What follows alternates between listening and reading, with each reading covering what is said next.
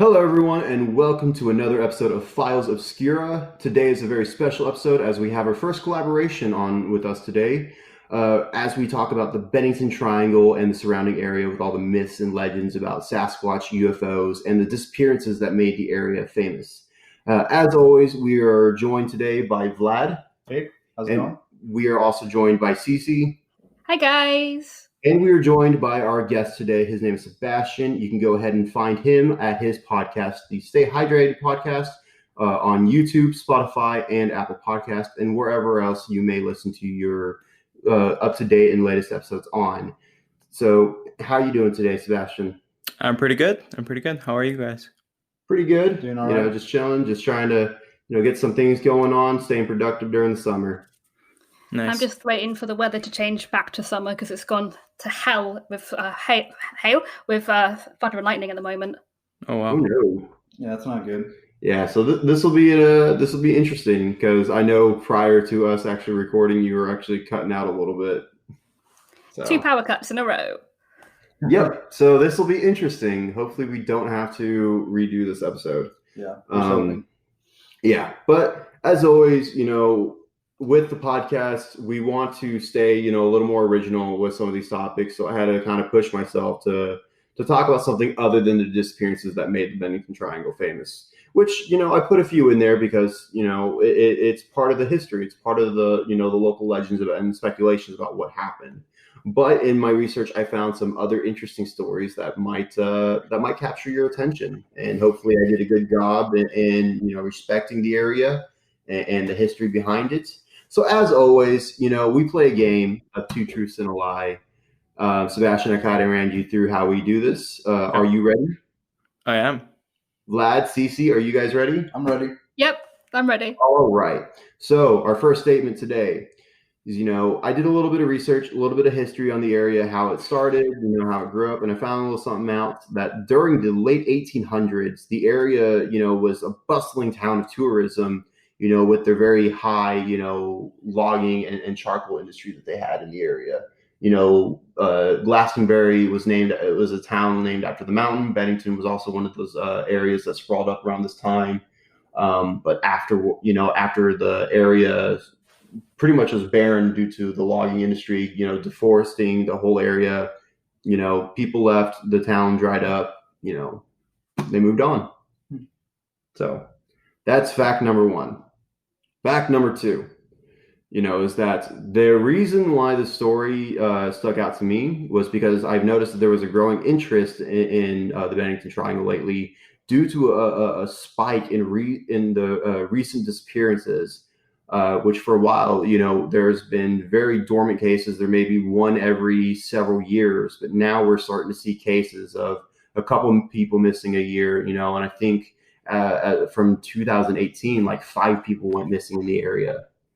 So there's a lot more interest growing in what's going on, Okay. All right. Yeah. So it was kind of easier to find information, once I picked up on that, Mm-hmm. And last but not least, our last little fact today, local legends and Native American myths of the area speak of a legendary man-eating stone that rests in the middle of the mountain.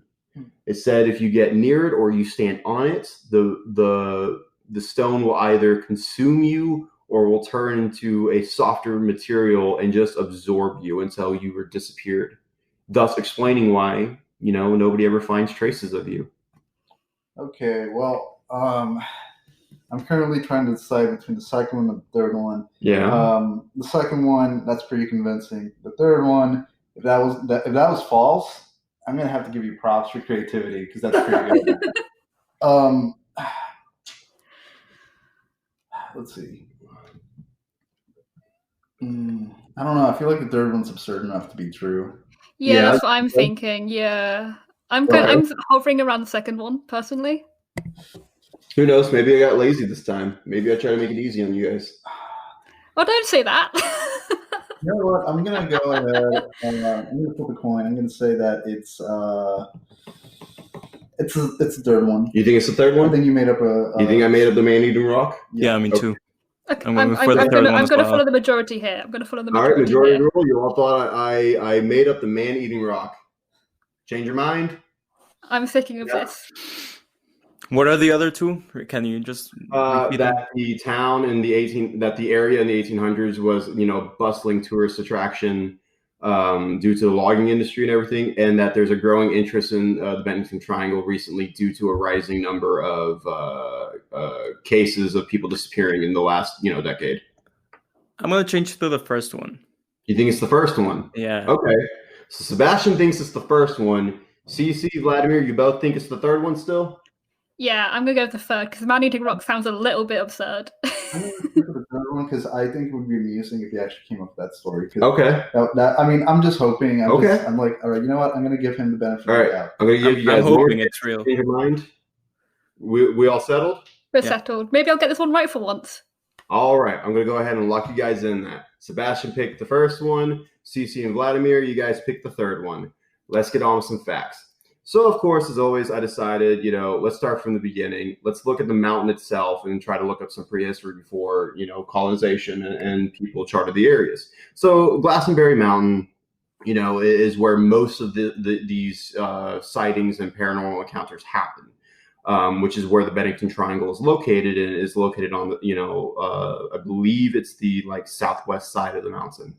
The mountain itself is located just northeast of Bennington, the little area that has given the triangle its name. It has built up a reputation of strange lights, Bigfoot encounters, and unexplained disappearances over the years. Native Americans in the region believe that the mountaintop was where the four winds met and had housed an enchanted stone that consumed anyone who dared go near it. God damn it! Yep. It's noted that they only go near the mountain to bury their dead under no other circumstances. They avoid this mountain like the plague. All I right, feel like so this is what Pet Cemetery is based off of. Partially. I don't know. I'm going to be honest. I didn't find any literary links to this one. But, white man didn't come to this area until it was charted in, 1761, where early colonists, they learned pretty quickly the hardships that come with, living on this mountain, and that many people began to believe the land to be cursed.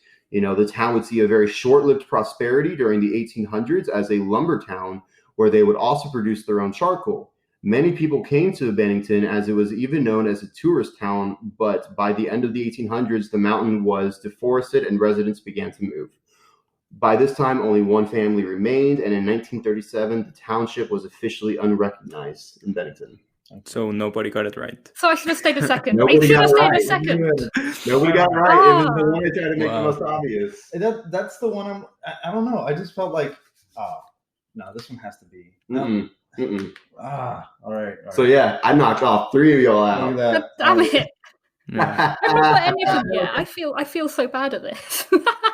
No, but that's the point. We're it's not supposed to be easy. It's funny. My gut told me to go with 2, but my brain was like, Yep, I was worried. I really thought you were gonna get it right. I should have stuck with 2. I'm annoyed at myself now. I thought the tourism was too much.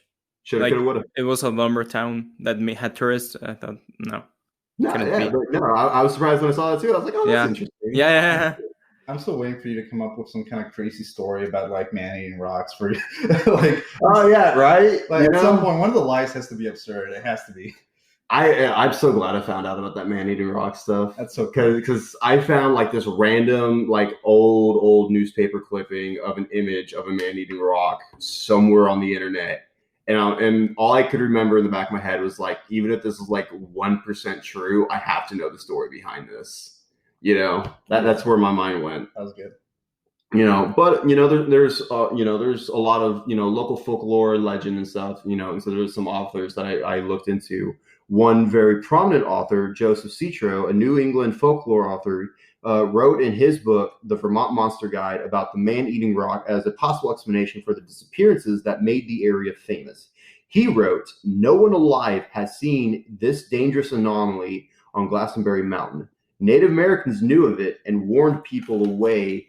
We can only imagine it as a sizable rock, large enough to stand on. But when someone stands upon it, the rock becomes less solid and, like a living thing, swallows the unfortunate trespasser. A number of disappearances have been reported on Glastonbury Mountain. Could all the vanished folk have stepped inadvertently on this hungry stone?"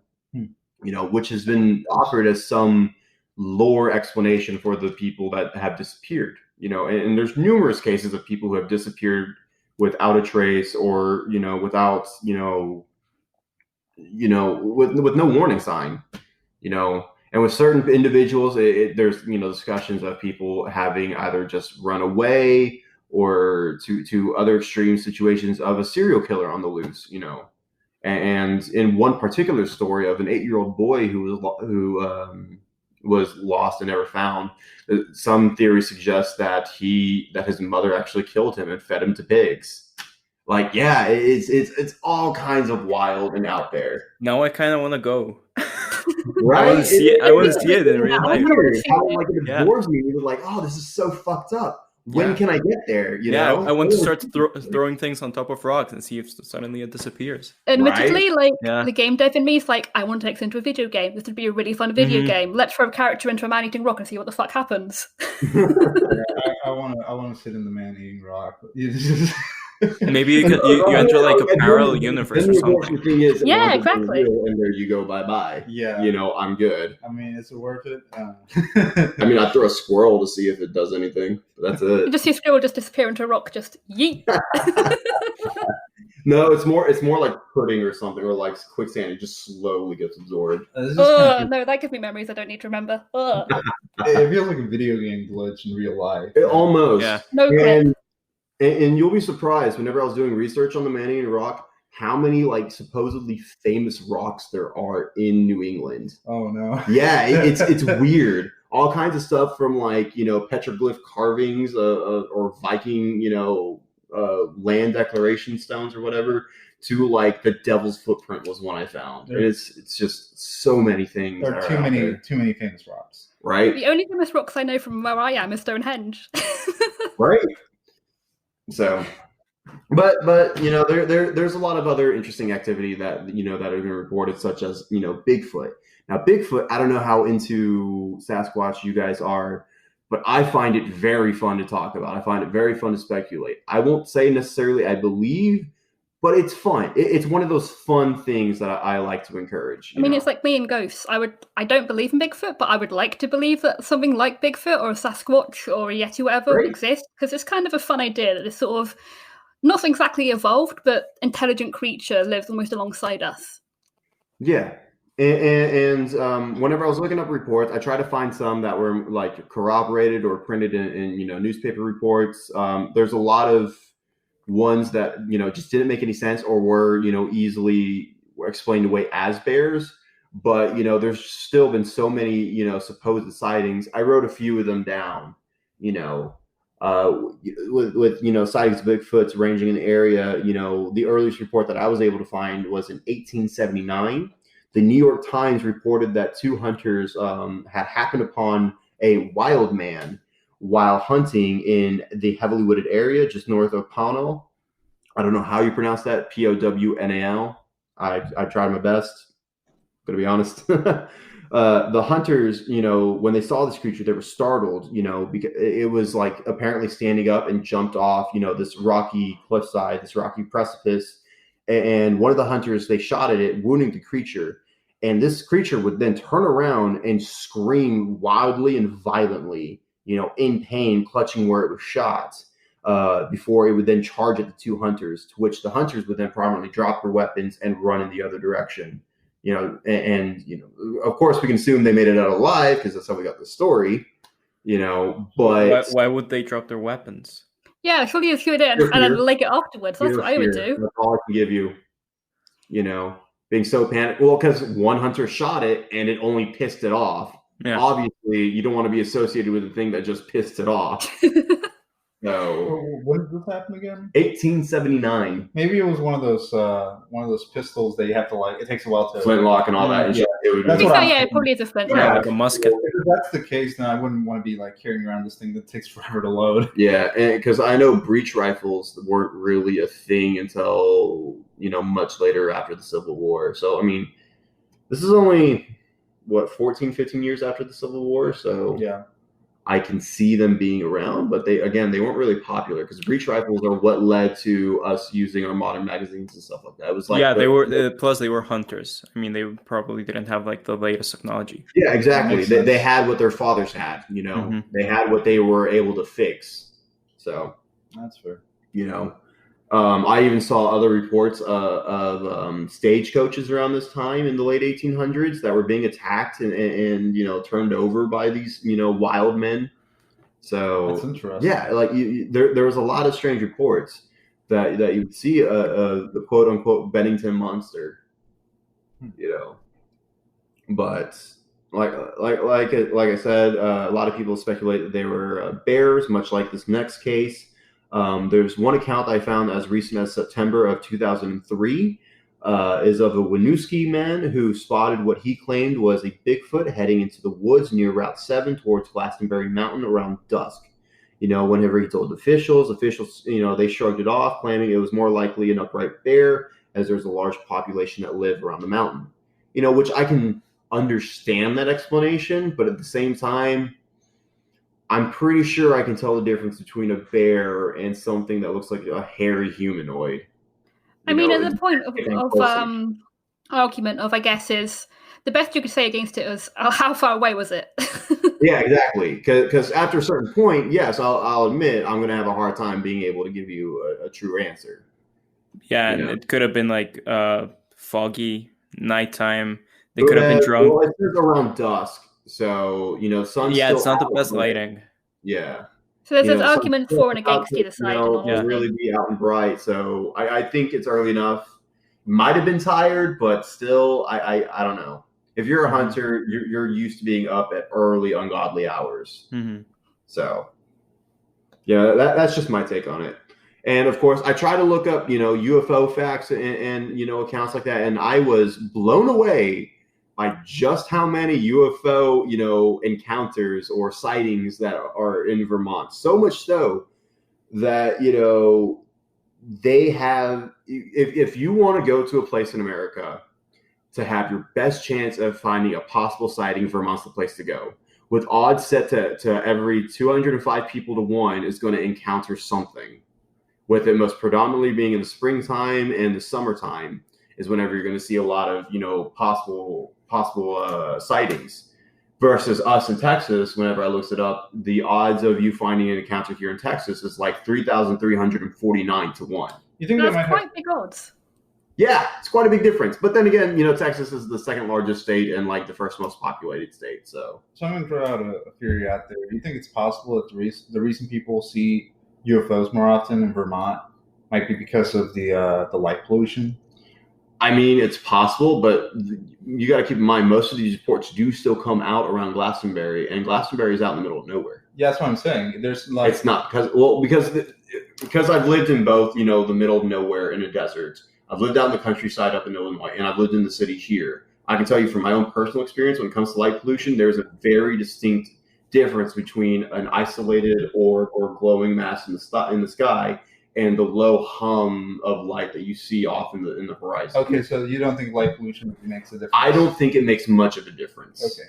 In my experience, I wouldn't say so. Yeah, I'm not the expert in light pollution, so I'm going to go ahead. Well, when I moved to Texas from California, when my dad, started working, I think he worked as a contractor underneath NASA. I got really invested in learning more about space and light pollution and constellations and stuff like that. So it's something I've kind of always kept an eye out for. Oh, okay. Because when I go camping, I like going camping and I'm able to see the stars. So being able to track where I'm going to be able to get the least amount of light pollution really helps. Okay, all right. So yeah, I'm lucky so far as I have no light pollution in my backyard. So more often than not, on days when it's not cloudy, or nights when it's not cloudy, I would just sit out and just watch the stars. That's awesome. Good. That's so cool. But, like I said, there are so many reports of people claiming to see something out in the night sky. 20 people, I think, I saw reports of just last year alone, or this year alone. In Vermont. Really speaks to the volume because Vermont's a very small state. Yeah. And this area, the Glastonbury Mountain is, reported to have all kinds of encounters. Most of them, unfortunately, have been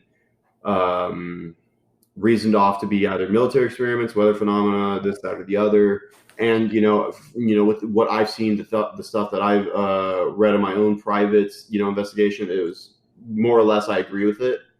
But then there's always that one story or that one video where like maybe I don't know.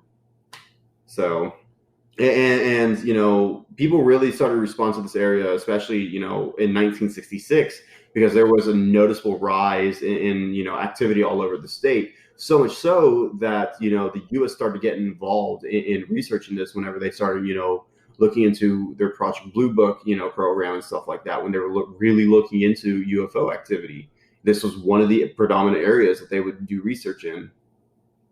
So a little interesting history I found out there. It's pretty cool. Yeah, but of course, there are the cases that make the Bennington Triangle very famous, the disappearances. That's what everyone likes to talk about. So we're going to talk about a couple of the cases that happened. In the area, around up to 40 people are claimed to have disappeared, but there are a few cases in the 40s and early 50s that journalists really covered that made the area famous. One of these famous cases happened in 1945. A man by the name of Mitty Rivers, he was an experienced outdoorsman, and he was serving as a mountain guide to a lot of people around this time. He would disappear on November 12th, 1945, as he was leading his own group back to camp whenever he started to get ahead of them. And of course, they're on one long trail going through the forest. I think the trail length was like 22 and a half miles long. So it's a real long walk. But he got ahead of everyone. And of course, people reasoned, okay, we'll catch up with him later. We'll catch up with him at camp. But by the time they got back to camp, Mitty was nowhere to be seen. So then they went ahead and started a search party, and nobody could find this dude. Nobody could find out where the 75-year-old man who has, roughly 30 plus years of experience being an outdoorsman just suddenly vanished in woods he knows very well. There's not a single trace of him or what happened to him that has ever surfaced. And in some of these cases, by the way, and I think including Mitty's, they actually had to call people outside of Vermont to help, with their search parties because, like I said, the area, the township, was decentralized. Like it doesn't exist anymore. So it's just it's just a small little like a Hamish or a little village, or Hamish parish. I don't know why I said Hamish. I'm having an off day. That's cool. But yeah, it happens. But yeah, so that kind of bugs my mind. It's like, how does such an experienced man just get lost? Obviously, we're ruling out potential places he can trip and fall, or rivers and the like, I'm guessing. And wildlife. Yeah, wildlife as well. Yeah. But again, you would see some evidence of attacks. You would hear some screams at some point. As far as like disappearing, there are the theories of some of these people possibly falling down these abandoned chimneys and cellars of the towns that once did populate the area, and could they have possibly, and with the extreme foliage that has grown over in the past century, I wouldn't doubt that'd be next to impossible. Because that would obviously be my first go-to, was rule out any potential hidden holes. Yeah. Right. But then again, that it's in the name, they're hidden. How are you ever sure you got all of them? True. So, you can make your best effort in that one. But as far as I know, nobody's ever been found in any of these. It does sound like it would be a losing battle as well, to be quite honest. Yeah, very much so. But then comes the case in 1949. James E. Thetford is, to me, the case that really makes all of this stand out. Because for him, what happened is that he would ride a bus, trying to get home, where he lived in Bennington. He would get on the bus at St. Albans, and, everyone remembers him waiting on the bus, up until the very last stop right before his stop in Bennington. Everyone remembered him sitting in the back. Everyone remembered, him looking outside the window, just waiting for him to get home through the long drive. The bus driver remembers seeing him in his rear view mirror up until he got to the last stop, or whenever he would try to let James get off the bus, he was nowhere to be found. All that was found was his jacket that was sitting next to him in the seat on the bus with his with his bus ticket still punched out in that in his jacket pocket. To this day, we don't know what happened. Up until that last stop, he was seen, and then next stop was Bennington, and then he was gone. So, like, just in the middle of the road, he disappeared. Yeah, but here's the thing: the bus was actively driving at this time, so he would have to have like done something which would have been very obvious to get off the bus. Because there's no reasonable explanation for it otherwise. Because he can't have just like jumped through a window, because that would have been fucking painful to begin with. Yeah. Yeah, but like I said, not even the bus driver knows what happened to him. He was there up until that last stop. You know. So weird. Mm-hmm. I mean, the bus driver remembers seeing him like after he closed the door in the second to last stop. Yep. Yeah, you got to remember the cases I'm covering now were the cases that were very famous, popular, circulating the Benington Triangle. So there were a lot of journalists, a lot of reporters coming to these people, you know, getting their story, you know. So the fact that all these, you know, accounts, you know, line up and everything, it really kind of speaks volumes to what happened. Now, I will say a lot of people speculate that this specifically happened in the Benington Triangle, but the evidence I found can't, you know, support that. It says it's possible, but it's not, you know, likely.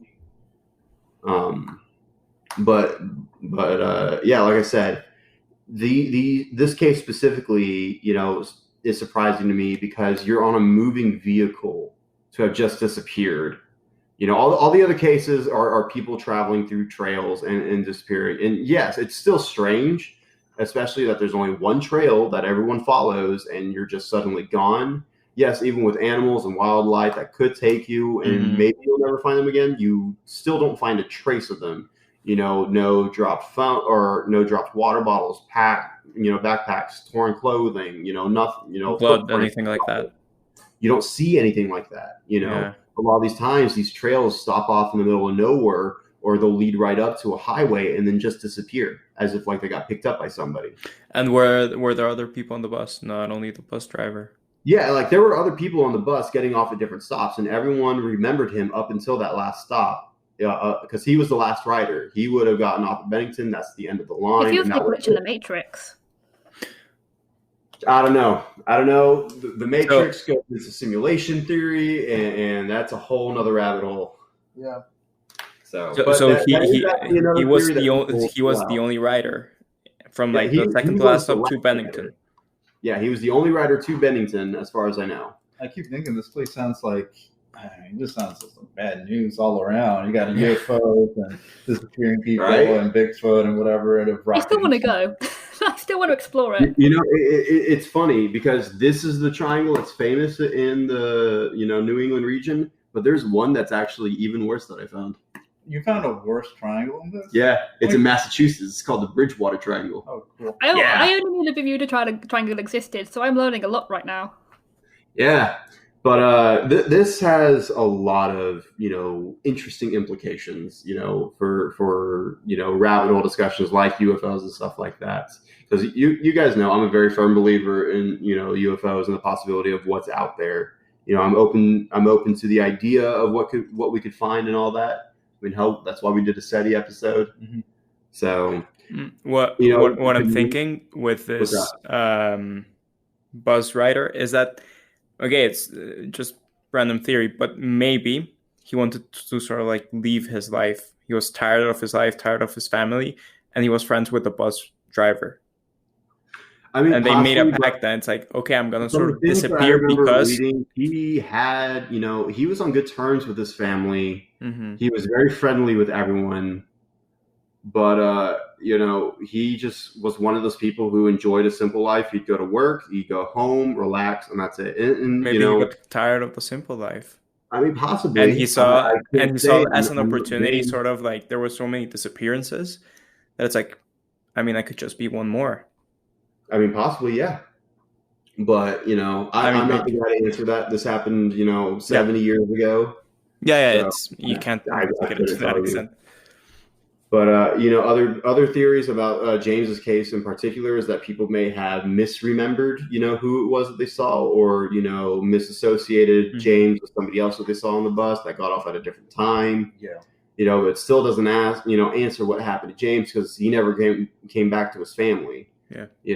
I think I kind of like the idea that I don't know if I like it, but it's possible it's just misinformation. All possible, of it. yeah. Like somebody just got something wrong, One thing leads to another, and then you're spouting something that never happened. Yeah. I mean, and yeah, it happened in an area that doesn't have a lot of people, in a time period where journalism wasn't as heavily scrutinized as it is now. Yeah. Now, if this happened in modern day, like a person actually did just disappear, like vanished, I don't know. Yeah. There would be a lot more information on it. We would have his email. We would have his Oh, of course, we'd have his GPS data from his phone. Yeah. From any pictures that he took or whatnot. Footage on the bus. Yeah. But yeah, there is one more case I wanted to cover that happened during this time period. It happened in 1950 by a woman named Frida Lander. She disappeared on October 28th in 1950. She was hiking with her cousin when Frida had gotten separated because she was trying to go back to camp to change after getting her clothes wet. She wanted to go dry off and relax, but whenever her cousin got to camp, Frida was nowhere to be found.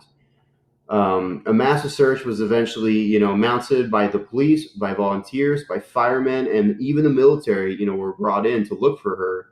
But nothing turned up until the following May, several months later, when her body was found in a field that had been searched extensively prior to, the frosting and the thawing during spring. So we don't know what happened.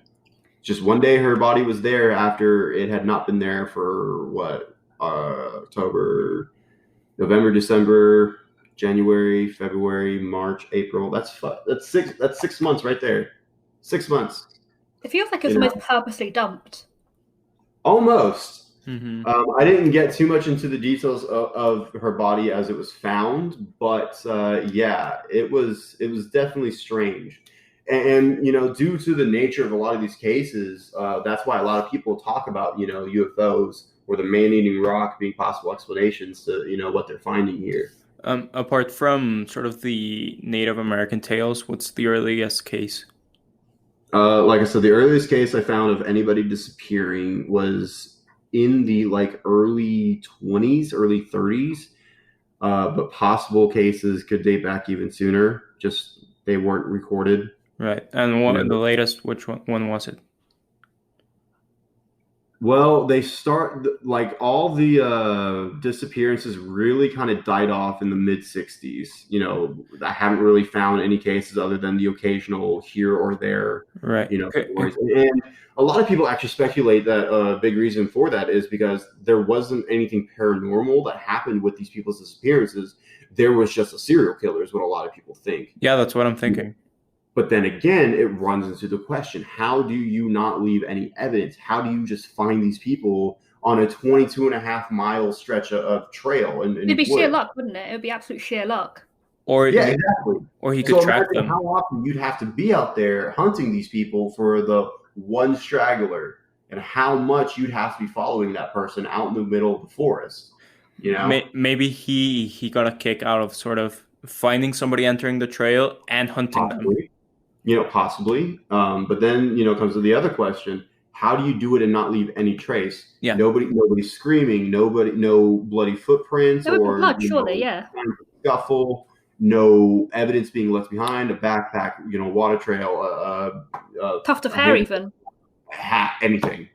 So it's like, I get the reasons behind it, but it still leaves so many questions unanswered. Yeah. I don't know. I think if every explanation we'd have more answers, no more questions to be answered even. Yeah. And I'm just brought to a point where I'm asking myself, what's actually going on? I don't know. The initial case, the guy was alone. And which case? The one the outdoors guy that was in the trail. Oh, Mitty Rivers? The old man, yeah. Yeah. See, okay. So Mitty Rivers, like I said, he was an experienced outdoorsman that lived in the area. And as far as I know, 30 plus years, he had been able to, to accurately track and navigate and camp in the woods. Mm-hmm. And he was leading a party, back to their camping trail, and he had gotten ahead. And so, like you expect, you catch up with him later on the trail back to camp, but that never happened. He was just gone. you know. So, and they mounted their own search party, and nobody was able to find any trace of what happened to him. I mean, one could argue poor health for his age, but even then, that would say, hey, if he'd fallen, you'd still find him. Yeah. Yeah, well, even still, you would find evidence of maybe he had a heart attack. Well, then you would find, footprints that lead to the idea of him falling over somewhere or struggling to, catch his breath. He would probably turn around to the nearest people near him trying to ask for help, and again, no evidence of any kind came up about this. Yeah. Plus, he'd feel like something's coming up and would try to seek someone. Yeah. So I mean, like I said, there are so many stories and cases that you can do in your own time to research the area and New England as a whole, because there is so many interesting stories, so many interesting tales and folklore that you can find in this area, and just a lot of it's uncorroborated. A lot of it doesn't have clear-cut answers. A lot of them are just subject to local myths and legends that are very hard to find, but they are definitely worth looking into and reading. Can I just say I'm kind of getting like similar vibes to Roanoke. Roanoke? Yeah, the what was the village? Roanoke? Is it Roanoke? It's Roanoke. I don't know why I said Roanoke. Okay, Roanoke. Yeah. Yeah, a whole colony just disappeared, leaving behind very little evidence of where they went. Yeah. I've not heard of Roanoke. Well, it's mostly, an American thing, so I'm not surprised. But yeah, it's what was his name?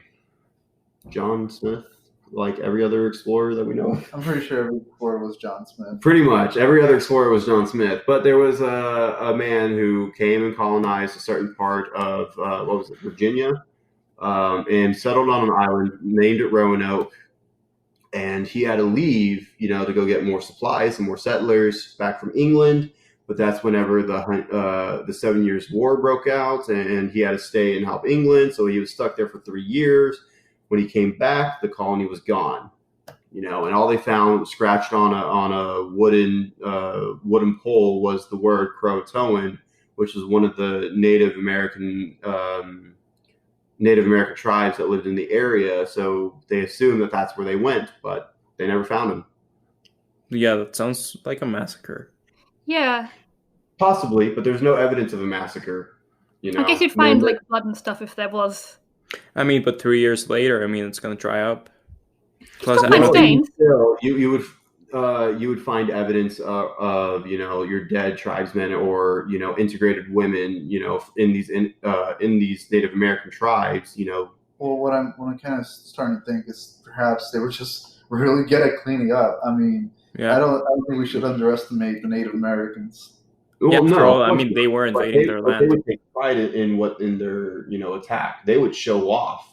Would you not think? But even still, there is evidence that they actually integrated with a completely different Native American tribe, as there is one found near the Carolinas, I believe, that show nothing but blonde-haired, blue-eyed children. Who have stories that make it seem like they were the lost colony of Roanoke. That integrated with that, Indian tribe and later assimilated completely, So there's a lot of speculations that I found about Roanoke itself and all that. That's probably worth an episode in the future. So we'll see what comes up of it, because I know quite a bit. When did it happen? Roanoke? Yeah. Oh, it happened in like 1607, I want to say. It happened early. Early colonization. It was one of like the first 3 colonies, Plymouth and Jamestown being the other 2. Mm-hmm. So, but I mean, yeah, like I said, strange area. There's a lot of things happening, and I was kind of holding off on this one thing I wanted to bring up, because for a long time, I personally was like heavily into like the metaphysics and alternative beliefs, as embarrassed as I am to admit that. But there's one theory that does kind of link to this area that's out of nowhere. It does fit in. So if you've heard of places, obviously like the Bermuda Triangle, if you've heard of, the Japanese counterpart, the Dragon's Triangle, there is a belief in that ley lines, if you're familiar with that term, some spiritual connection between certain points on the earth that lead to this, spiritual connection all over, that certain points where all these ley lines intersect, have, these massive effect on the planet that could lead to events such as people disappearing, tornadoes, alien activity, Sasquatch, stuff like that. And some people believe that this part of the New England area is connected to such, events, that these ley lines do converge over near Glastonbury Mountain, as part of this grid that connects to these other famous triangles that we know of all around the world. Like I said, in Japan, the Dragon's Triangle and the Bermuda Triangle out in the Caribbean, and all these other spots that are very famous for activity around the world, people have attributed to being part of this grid. So if you really like to get out there and, metaphysical theory and stuff like that, that's where a lot of people connect these disappearances to, as almost like these nexus points of spiritual energy. It's a very far-fetched theory. But obviously, yes. But it's a lot, I say it's a lot more solid than just saying they've vanished. Right? It's just, they just disappeared. Part of existence, goodbye. Yeah. I mean, I know a little bit about ley lines and stuff because, again, I love researching this sort of thing. Mm-hmm. So I can kind of understand where they'd be coming from, insofar as this sort of powerful energy would just snatch people away. I mean, yeah, and like I said, I was really into it for like 2-3 years until, I kind of came to realize there's so much contradictory information and just so much that's, wrong and that's taught. And it's like, I couldn't be a part of that anymore because I was all about the pursuit of truth, not accepting what was spoon-fed to me, Well, where does the idea of, what was it called, landline? Ley lines. Ley line? Where does that idea come from? What's the origin of it? I'm not the person to ask about that, but I can tell you, like, ley lines are like this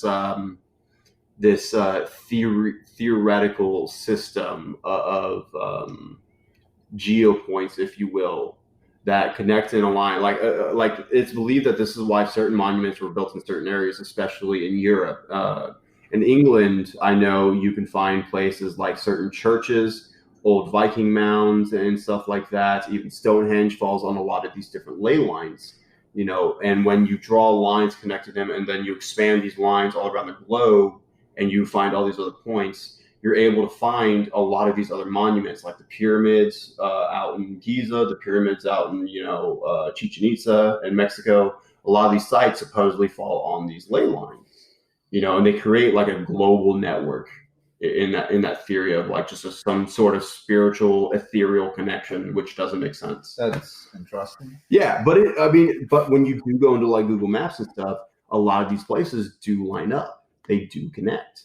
So that is something interesting to know. Is like our ancestors weren't stupid. They understood geometry. They understood astronomy. They knew how to use that to their advantage. But without talking to each other, make such accurate predictions and correlating, monuments.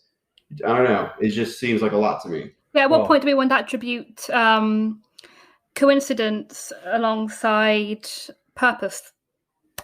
Because a lot of it is probably just coincidental. Yeah, exactly. In science, they say, what was it?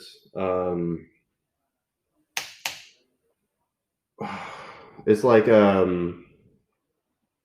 I can't remember right now. I'm blanking out. No, that's fine. Can I just say though, this does itch, like it's inching very, very dangerously close to ancient aliens. Yeah, that's one topic. Yeah, and this is like, it's one of those things where it's like, okay, cool theory, bro, but like, let's be serious here. And I mean, I get it. It's fun to think about. It's very interesting, and who knows? Maybe there's a certain amount of truth to it. It could also just be coincidence. It could absolutely. But how do they connect the lines? Geographically. Yeah. So what we'll do? Well, okay, let's take Stonehenge for example, and then there's another church in England that I cannot think of off the top of my head, but it's very old, very famous. So just come up with any theoretical church in your head. Okay. We'll use that, and then we'll create a straight line on a 3D map. Use Google Earth.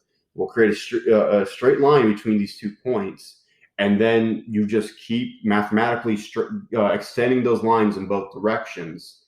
And then in theory, you'll start finding other sites that are on these ley lines, and then you'll do that with all these other agreed on points and monuments that are believed to be on these sites, and then you can keep doing the same thing elsewhere, and eventually you're going to create, like I said, a whole grid, around the globe.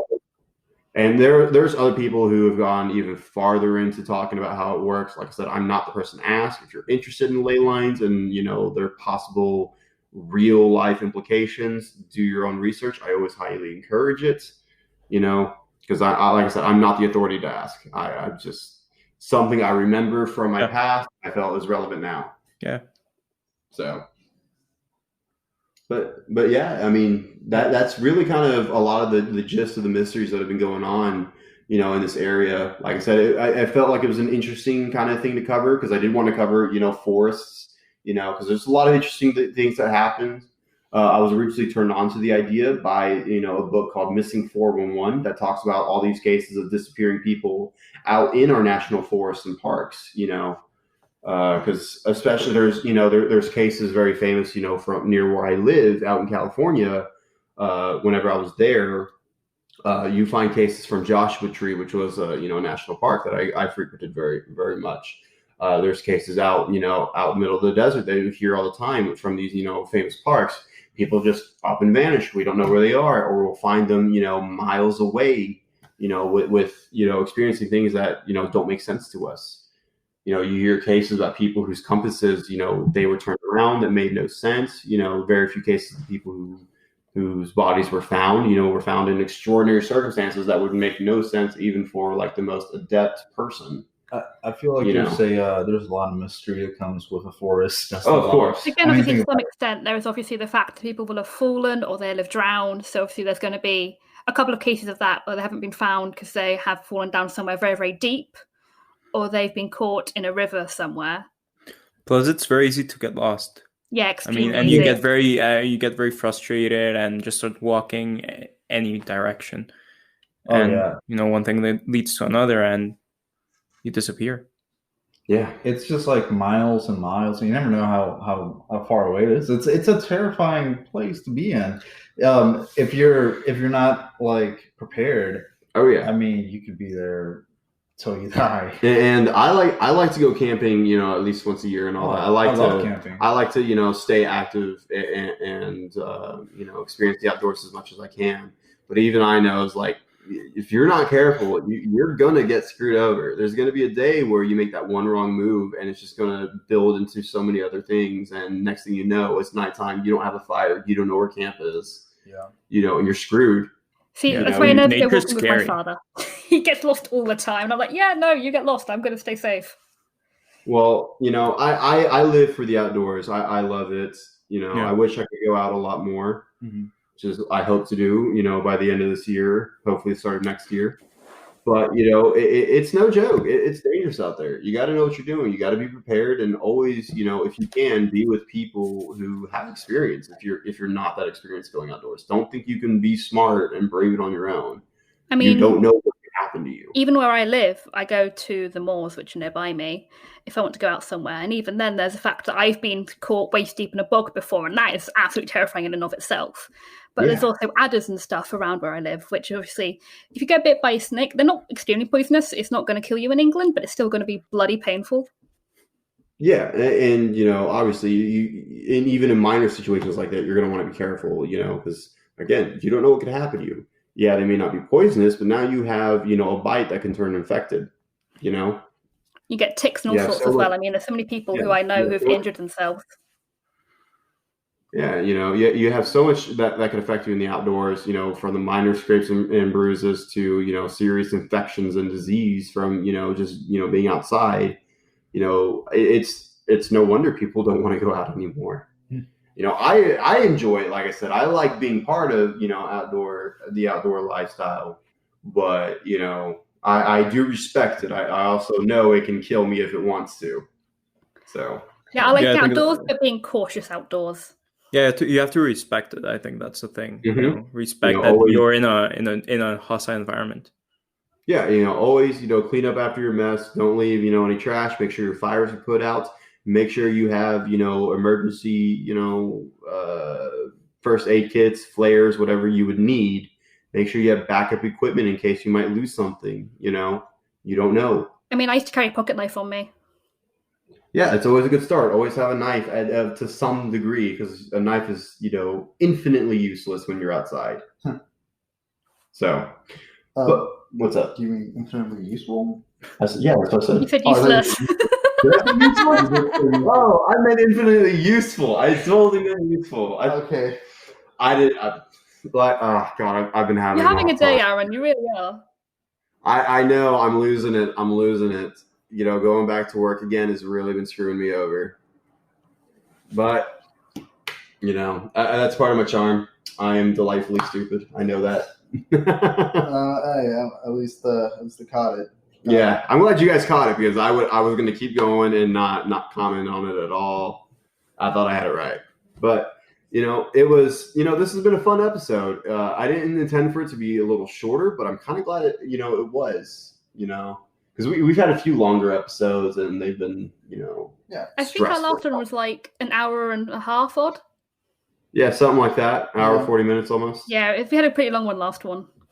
Yeah, so it feels good we did a shorter one. It feels good that we did one more, focused on what this content's supposed to be about.